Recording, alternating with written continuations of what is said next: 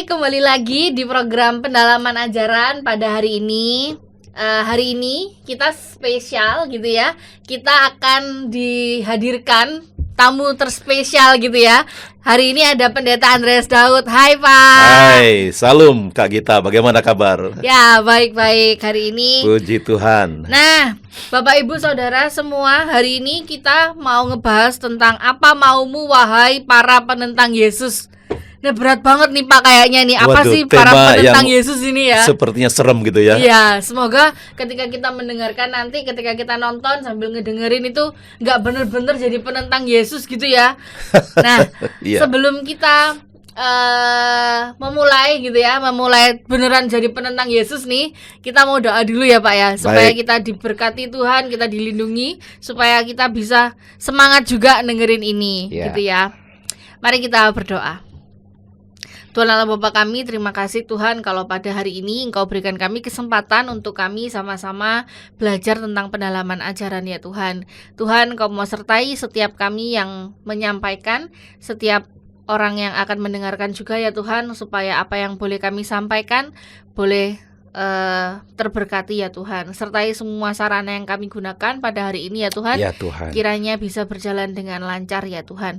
Dalam nama Yesus kami sudah berdoa dan mengucap syukur. Amin. Amin. Nah, gimana nih Pak? Ngebahas tentang serem-seremnya nih penentang-penentang Yesus. Sebenarnya apa sih Pak para penentang Yesus itu? Siapa sih orang-orang yang menentang Yesus ini Pak?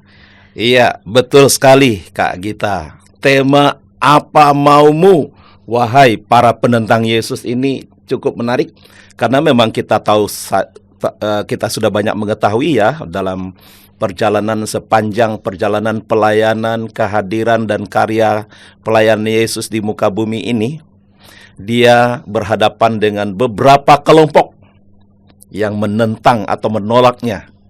Siapakah mereka itu? Karena ini pendalaman ajaran Kak Gita, kita coba kulik satu persatu walaupun tidak maksimal ya. Ya. Yang pertama kita coba perhatikan, karena penentang-penentang Yesus itu kan ada orang-orang Farisi, orang-orang Saduki, ahli-ahli Taurat, imam-imam kepala dan Sanhedrin. Ya, pertama kita perhatikan orang Farisi. Orang Farisi, sebutan orang Farisi ini Kak Gita muncul pada zaman Perjanjian Baru. Dan mereka adalah kelompok pemimpin agama Yahudi yang sangat berpengaruh. Itu sejak abad kedua sesudah Masehi atau pada zaman Yesus ya, kalau kita perhatikan kalender Alkitab. Nah, kata Farisi itu sendiri dalam bahasa Ibraninya perusim. Perusim itu artinya penjelasan atau menjelaskan. Sedangkan dalam bahasa Yunani Parisaios itu agak susah bacanya ya. Ini bahasa Yunani yang artinya memisahkan. Jadi kata Farisi itu berarti orang-orang khusus yang menjelaskan atau mengajar Taurat, dan itu sesuai sekali dengan peran utama mereka. Peran utama mereka itu kan adalah mereka sangat mahir di dalam menafsirkan dan menjelaskan Taurat, khususnya hukum Taurat. Itu Kak Gita. Lalu kemudian mereka itu sangat berpegang teguh pada Taurat Musa. Dan tapi selain mereka berpegang teguh pada Taurat Musa, mereka juga orang Farisi ini sangat menjunjung tinggi adat istiadat atau tradisi Yahudi. Nah, itu ciri khas mereka. Nah, kalau kita perhatikan di dalam Matius 15 ayat 2 itu konteksnya mereka sangat menentang murid-murid Yesus yang pada waktu itu makan. Konteksnya begitu, makan tetapi tidak mencuci tangan. Oh ya. Nah, itu di dalam tradisi itu orang Yahudi kalau sebelum makan harus mencuci tangan. Sampai kemudian mereka, apa murid-muridmu makan sebelum mencuci tangan? Nah, karena mereka melihat ini melanggar tradisi ini dan seterusnya seperti itu. Nah, dan mereka juga sangat menekankan atau mengutamakan hari Sabat. Salah satu pertentangan Yesus dengan orang Farisi itu adalah terkait ketika Yesus melakukan penyembuhan mujizat, menyembuhkan orang sakit pada hari Sabat. Contohnya kalau kita perhatikan di dalam Lukas pasal 6 ayat 6 itu, ketika Yesus menyembuhkan orang sakit, mereka melihat itu. Orang Farisi melihat, dan itu kesempatan bagi mereka untuk mempersalahkan Yesus. Nah, itu orang Farisi, Kak Gita. Lalu pengajaran mereka adalah, mereka percaya bahwa Taurat Tuhan atau firman Tuhan itu memang diwahyukan oleh Allah. Tetapi mereka juga memberikan otoritas yang sama. Nah, ini yang sangat tidak sesuai dengan kebenaran firman Tuhan memang. Otoritas yang sama dengan tradisi atau adat istiadat Yahudi, dan itu yang Yesus tidak suka. Lalu kemudian orang Farisi juga sebetulnya percaya pada kebangkitan orang mati, percaya pada kehidupan kekal, dan percaya kepada keberadaan malaikat dan iblis. Kita bisa periksa itu di dalam teks-teks ayat Alkitab, misalnya dalam Kisah pasal 23 ayat 8 dan seterusnya. Begitu tentang orang Farisi. Terus ada siapa lagi, Pak? Setelah orang Farisi, siapa lagi nih Nah, orang yang kedua itu namanya orang Saduki. Nah, menurut pandangan umum nih ya, orang Saduki itu atau nama Saduki ini berasal dari nama imam besar terkemuka di Perjanjian Lama, yaitu Imam Zadok. Itu bisa kita selidiki di 2 Samuel pasal 15 ayat 23 sampai 29, lalu 1 Raja-Raja 2 ayat 35. Dan di dalam Perjanjian Baru, orang-orang Saduki ini adalah kaum bangsawan, kaum elit, ya, yang biasanya orang-orang kaya dan memiliki pengaruh dan kekuasaan. Nah, di dalam keimaman mereka itu menguasai kursi. Keimaman itu suatu dewan ya, dewan imam atau majelis yang isinya imam-imam itu mereka menguasai 70 kursi anggota majelis atau dewan yang disebut Sanhedrin itu. Nah, nanti kita juga akan perhatikan Sanhedrin. Seperti itu, Kak Gita. Apa Pak Sanhedrin tuh? Saya baru pernah pertama kali ini dengar tentang Sanhedrin ini. Oh iya, Sanhedrin itu sebetulnya nanti kita akan perhatikan di bagian keempatnya. Tapi kita lanjutkan dulu ya. Kita masih masuk ke Saduki dulu ya. Oke. Nah, yang ketiga berarti setelah ada orang Farisi, terus habis ada orang Farisi, kemudian orang Saduki, lalu ketiga ahli Taurat. Oke. Nah, kita masuk pada ahli Taurat sekarang. Oke. Jadi begini Kak Gita, orang Saduki pengajarannya itu hanya berpegang pada firman atau Taurat saja. Dan mereka tidak mengakui tradisi dan lain sebagainya. Berbeda dengan orang Farisi. Itu perbedaan antara Saduki dan Farisi. Mereka juga tidak percaya adanya kebangkitan. Ini yang membuat mereka kemudian menjadi sangat bertentangan dengan Yesus. Tidak percaya adanya kebangkitan orang mati, tidak percaya kepada malaikat atau roh. Dan ketika kalau kita perhatikan Matius atau Markus pasal 12 ayat 18 sampai 27, Lukas 20 ayat 27 sampai 40 itu ya. Konteksnya ketika orang Saduki bertanya tentang kebangkitan antara orang mati kepada Yesus dengan menyitir yang namanya pernikahan Levirat itu. Pernikahan saudara. Kan kita kenal itu ya. Misalnya seorang gadis menikah dengan seorang laki-laki, tapi laki-laki itu meninggal, tidak memberikan keturunan. Maka saudara dari laki-laki itu, entah adiknya atau kakaknya, harus menikah dengan janda itu. Itu namanya pernikahan Levirat. Nah, pertanyaan mereka itu sebenarnya menjebak Yesus, karena dalam ajaran Yesus kan percaya kepada kebangkitan antara orang mati. Lalu mereka berkata, siapa yang akan menjadi pasangan dari perempuan itu di surga nanti? Nah, mereka mau menyamakan situasi di dunia itu dengan di surga. Yesus menjawab, di surga tidak ada lagi yang namanya kawin-mengawin, karena di sana adalah kehidupan yang kekal. Nah, itu pengajaran orang orang Saduki. Tidak percaya kepada kebangkitan di antara orang mati, tidak percaya malaikat, dan tidak percaya roh dan sebagainya. Seperti itu, Kak Gita. Nah, itu baru yang kedua loh ya. Sekarang kita masuk kepada kelompok yang ketiga, ahli Taurat. Ahli Taurat ini adalah kelompok terpelajar. Dan pekerjaan mereka itu menyalin, mempelajari, mendalami, dan mengajarkan serta menafsirkan hukum Taurat dengan sangat teliti. Kalau kita mau perhatikan di dalam Esra pasal 7 ayat 6, Esra itu salah satu ahli Taurat. Dan dia sangat mahir di dalam mempelajari, mengajar, mendalami, menafsirkan hukum Taurat.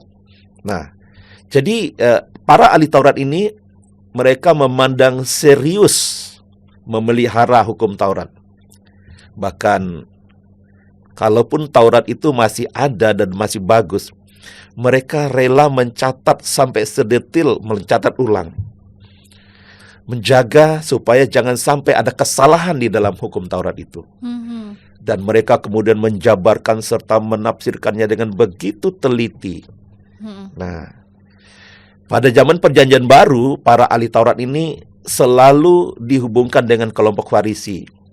Nanti di bagian akhir kita akan melihat ya, sebenarnya siapa mereka itu. Walaupun dibagi atas empat kelompok, tapi ya kita akan melihat. Nah, meskipun tidak semua orang Farisi merupakan ahli Taurat, nah, ahli Taurat itu merupakan pengajar bangsa Israel yang sangat handal sebenarnya. Mereka itu kalau dibandingkan dengan zaman sekarang itu para doktor, para profesor teologi pada zaman sekarang. Sangat hebat. Pinter-pinter ya berarti. Wah, ya, Pak, luar orang-orang biasa. ini ya.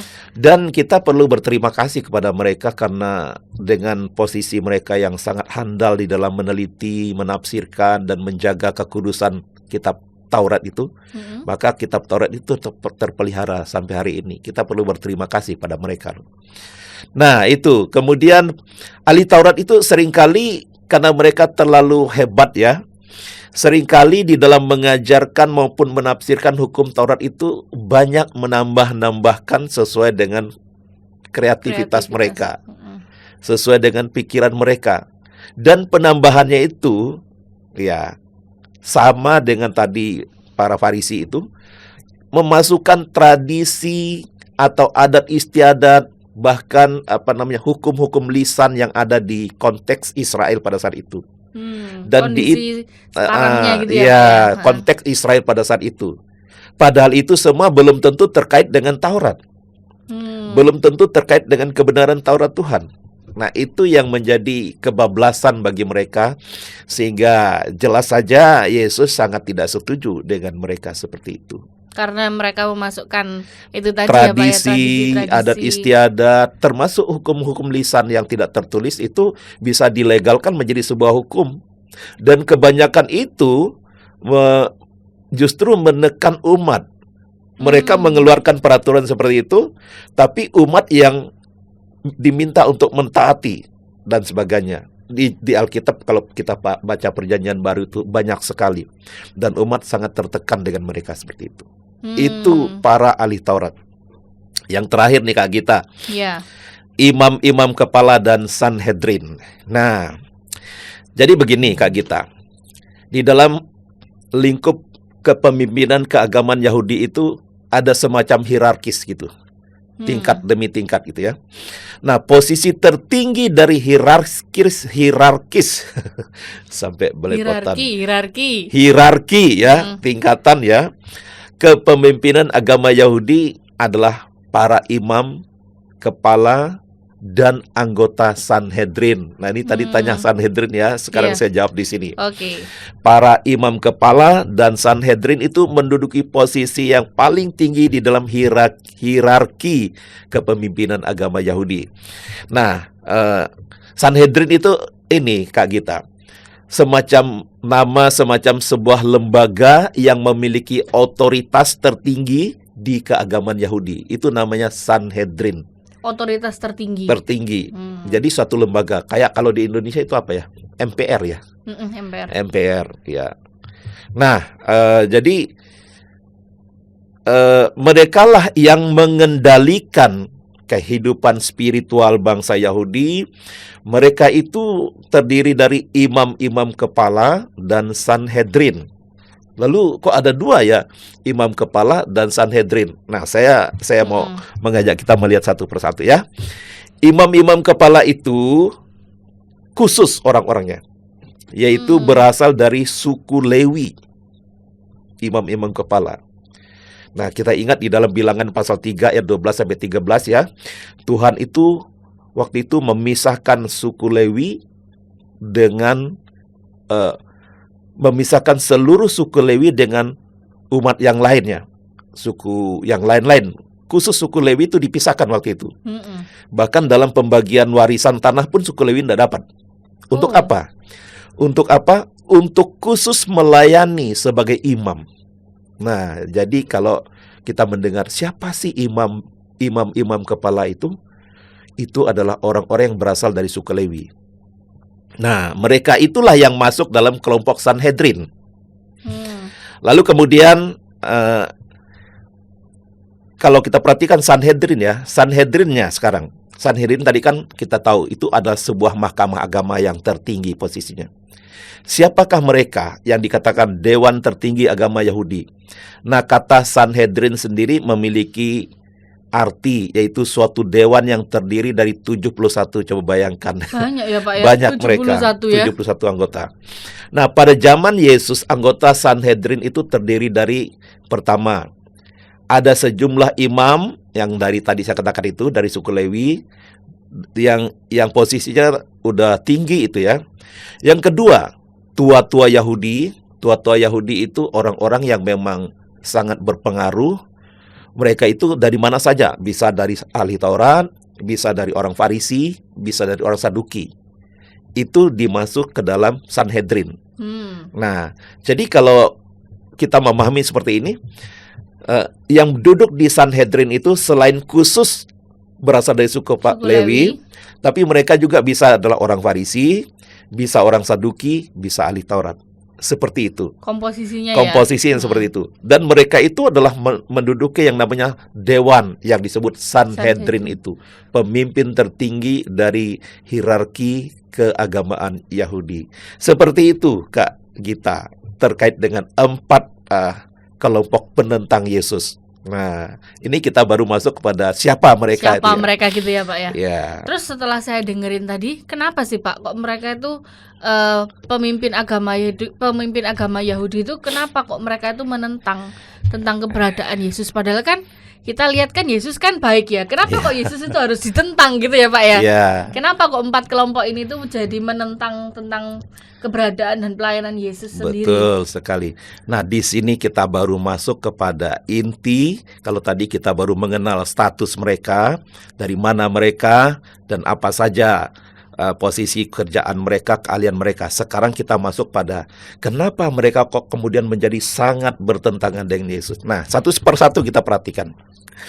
Saya mempelajari paling tidak ada 3 poin besar yang membuat mereka kemudian menjadi penentang keberadaan dan pelayanan Yesus.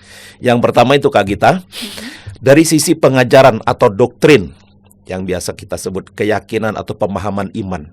Dari sisi doktrin atau pengajaran, mereka itu menuduh Yesus sebagai penghujat Allah. Kenapa begitu? Beberapa ayat saya munculkan. Misalnya di dalam Markus pasal 2 ayat 6 sampai 7. Di situ kan, tetapi di situ ada juga duduk beberapa ahli Taurat. Mereka berpikir dalam hatinya, mengapa orang ini berkata begitu? Ia menghujat Allah. Siapa yang dapat mengampuni dosa selain daripada Allah sendiri? Jadi, ketika Yesus menyatakan dosa manusia yang bertobat itu diampuni. Salah satu contoh, Yesus pada waktu itu diperhadapkan dengan seorang perempuan yang kedapatan berzina. Menurut Taurat, perempuan itu harus dirajam batu. Lalu mereka mengajak atau menempatkan di depan Yesus. Lalu mereka berkata, secara bebas yang ngomong seperti ini, menurut hukum Musa, orang yang kedapatan berzina harus dirajam batu sampai mati. Mereka perhadapkan kepada Yesus. Dan apa yang Yesus lakukan waktu itu? Yesus menulis di tanah, barang siapa yang merasa tidak berdosa, biarlah dia lebih dahulu melempar. Tapi satu demi satu para ahli Taurat, orang Farisi, dan yang termasuk pemimpin agama Yahudi itu pergi meninggalkan. Dan artinya mereka sadar bahwa mereka adalah orang-orang berdosa. Dan apa yang Yesus katakan kepada perempuan itu? Di manakah mereka? Tidak adakah yang melempar engkau dengan batu? Yesus berkata kepada perempuan itu. Perempuan itu menjawab, tidak ada. Aku pun tidak menghukum engkau. Kira-kira bahasanya seperti itu. Pergilah dan jangan berbuat dosa lagi, kata Yesus. Itu adalah message pengampunan yang Tuhan berikan kepada orang berdosa. Nah, itu salah satu contoh Kak Gita. Banyak lagi peristiwa ketika Yesus melakukan mujizat, ketika Yesus mengaku dirinya anak Allah, ketika Yesus mengampuni dosa orang lain. Mereka itu menganggap Yesus ini menghujat Allah. Kenapa begitu? Karena mereka tidak percaya bahwa Yesus itu adalah Mesias yang datang untuk menyelamatkan manusia. Itu poin pertama.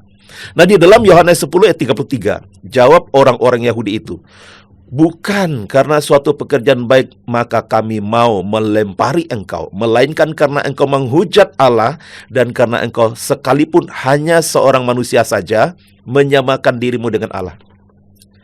Itu dalam konteksnya ketika Yesus, kalau kamu mengenal Bapa maka kamu mengenal aku.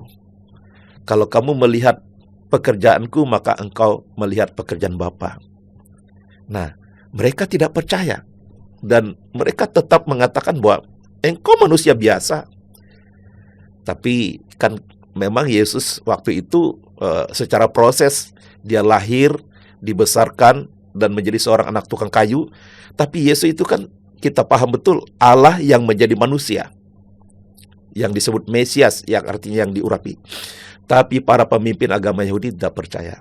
Itu secara doktrinal pengajaran mereka, Mesias itu harus yang hebat, yang mengubah, bahkan bisa membebaskan mereka dari penjajahan Romawi dan sebagainya. Jadi maka mereka sangat tidak percaya kalau Yesus itu adalah Mesias. Ini secara doktrinal mereka sangat bertentangan dengan Yesus. Lalu di dalam Matius pasal 26 ayat 25, maka imam besar itu mengoyakkan pakaiannya dan berkata, ia menghujat Allah, untuk apa kita perlu saksi lagi? Sekarang telah kamu dengar hujatnya ketika Yesus di pengadilan. Di pengadilan Pontius Pilatus. Yesus kan ditanya-tanya oleh Pontius Pilatus. Salah satu perkataan Yesus ketika, benarkah engkau ini raja orang Yahudi? Apa jawab Yesus? Saya lupa ayatnya, tapi ada tertulis, engkau sendiri yang mengatakan. Yesus ngomong kepada Pontius Pilatus pada waktu itu. Ini mau menunjukkan bahwa siapakah Yesus itu? Yesus adalah Allah yang menjadi manusia. Dan ini yang tidak disukai dan tidak dipercaya oleh pemimpin-pemimpin agama Yahudi. Itu yang pertama. Nah, dari sini bahwa Yesus dianggap menghujat Allah menjadi dasar yang sangat kuat untuk mereka menghukum Yesus dengan menghukum mati di salib. Kak, kita tahu hukum salib itu adalah hukum yang paling tinggi di dalam keagamaan Yahudi. Hukum yang paling berat, hukum yang paling besar untuk pelanggar yang tidak bisa ditoleransi. Kalau di Indonesia zaman sekarang ya kayak hukum mati gitu ya Pak? Ya, kayak hukum mati. Jadi tidak ada HAM yang bisa membelanya. Dan tidak mungkin bisa dibela. Karena dianggap ini penghujat Allah. Nah, itu. Lalu yang kedua, sisi yang kedua Kak Gita, kenapa mereka sangat menentang Yesus? Dari sisi Yesus sendiri, Yesus banyak mengecam kehidupan para pemimpin agama Yahudi. Ya, Yesus mengecam kehidupan mereka, pengajaran mereka, keberadaan mereka. Kalau kita perhatikan di khotbah di bukit itu banyak sekali dan itu sangat jelas bagaimana Yesus menilai mereka. Khotbah di bukit itu di dalam Matius pasal 5 sampai pasal yang ke-7. Kita tidak bisa menguraikan karena waktunya tidak cukup ya. Bahwa pada khotbah di bukit itu Yesus menyatakan bahwa kesalehan para pemimpin agama Yahudi termasuk ahli Taurat, orang Farisi, Saduki, imam-imam kepala dan Sanhedrin itu tidak menjamin mereka akan diterima di surga. Kenapa? Karena mereka itu hanya sebagai orang yang punya posisi dan suka show gitu loh. Jadi mereka suka berdoa di persimpangan jalan, lalu mereka juga suka memakai jubah yang tinggi. Kalau di dalam suatu pertemuan mereka suka duduk di tempat-tempat terhormat. Nah, itulah posisi mereka. Sebagian besar khotbah Yesus berhubungan dengan pelajaran yang mereka terima dari ahli Taurat memang. Pengajaran mereka bagus. Yesus mengakui itu. Yesus pernah berkata, kamu boleh mendengar pengajaran mereka, tetapi jangan mengikuti teladan hidup mereka. Nah, kalau kita perhatikan hari ini, banyak juga orang mungkin bisa berkhotbah dengan bagus, tapi maaf, itu tidak baik kalau tidak disesuaikan dengan kehidupannya. Dan bukan hanya pengkhotbah, orang percaya pun harus seperti itu prinsipnya. Ngerti Alkitab, tapi ikutin dong ajaran Alkitab dan hidupi. Nah, para pemimpin agama Yahudi tidak melakukan hal itu. Dan Yesus mengecam mereka. Sampai Yesus mengatakan, kamu semua seperti kubur yang dilabur putih. Yang bersih kelihatan dari luar, tapi dalamnya penuh tulang belulang. Itu sindiran yang sangat tajam terhadap mereka. Wah, penampilannya luar biasa. Tapi mereka sendiri hidupnya bobrok. Bobroknya di mana? Mereka buat aturan, tapi mereka tidak melakukannya. Memerintah umat untuk melakukannya. Itu salah satu. Lalu keteladanan hidup para pemimpin agama Yahudi itu sangat bertolak belakang dengan pengajaran mereka. Mereka suka dihormati, suka memamerkan kesalahan. Mereka juga membuat aturan-aturan yang memberatkan umat.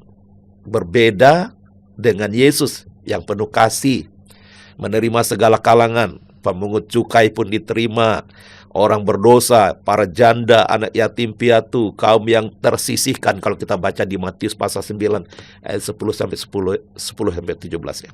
Nah, jadi Yesus dianggap melanggar hukum Taurat terutama di hari Sabat ketika Yesus menyembuhkan orang pada hari Sabat. Nah, ada begitu banyak pertentangan ketika Yesus melakukan mujizat pada hari Sabat. Itulah.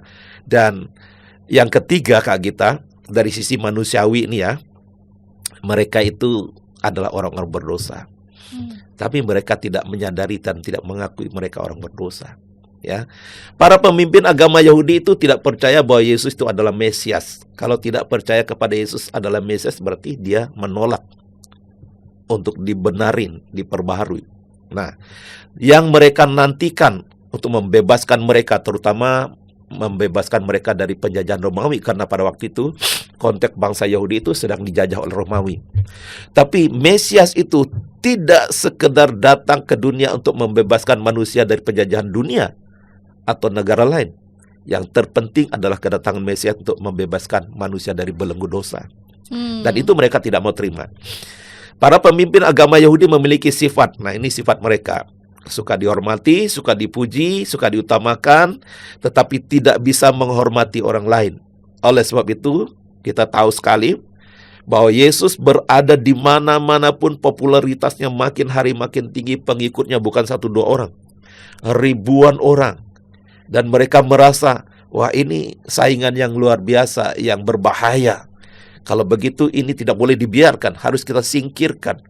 Karena makin hari makin banyak orang yang percaya kepada Yesus. Salah satu ahli Taurat yang percaya kepada Yesus, ingat gak? Siapa, Pak? Nikodemus. Oh iya, Nikodemus. Nikodemus yang malam-malam diam-diam datang kepada Yesus, itu ahli Taurat itu. Dan dia justru percaya Yesus. Dan kalau kita lihat catatan Nikodemus, dia juga yang membeli minyak gaharu untuk merempahi mayat Yesus sebelum dikuburkan. Nah itu. Nah, jadi secara manusia mereka sangat dikuasai oleh jealous ya, iri. Manusiawi banget gitu manusiawi ya, Pak ya. Banget. Itu alasan yang ketiga. Yang pertama tadi kan doktrinal. Yang kedua mereka sangat bertentangan pengajarannya dengan Yesus karena mereka membuat aturan tetapi mereka tidak melakukannya. Berbeda dengan Yesus yang menerima orang berdosa. Orang Farisi itu duduk dekat orang berdosa, saya nggak mau loh. Maka ketika Yesus makan bersama Lewi dan orang-orang berdosa itu, mereka mengecam Yesus. Ini mereka duduk dengan orang berdosa. Gengsi gitu ya, Gengsi, Pak ya. ya. Harusnya kan pemimpin gitu kan ya, harusnya dia dikhususkan gitu ya. Nah, dan orang-orang pemimpin agama Yahudi posisinya suka begitu. Suka di tempat yang terhormat, suka disanjung, suka dipuji. Pokoknya gak mau direndahkan lah. Nah, itulah manusiawi bangetnya itu. Sedangkan Yesus itu kan orangnya easy going banget ya, Pak iya. ya. Sama siapa aja mereka bisa makan bersama di dalam meja makan gitu ya, Pak ya. Makanya kan banyak tokoh-tokoh dunia yang kalau kita perhatikan kekinian ya, banyak tokoh-tokoh dunia yang sangat angkat topi dengan Yesus.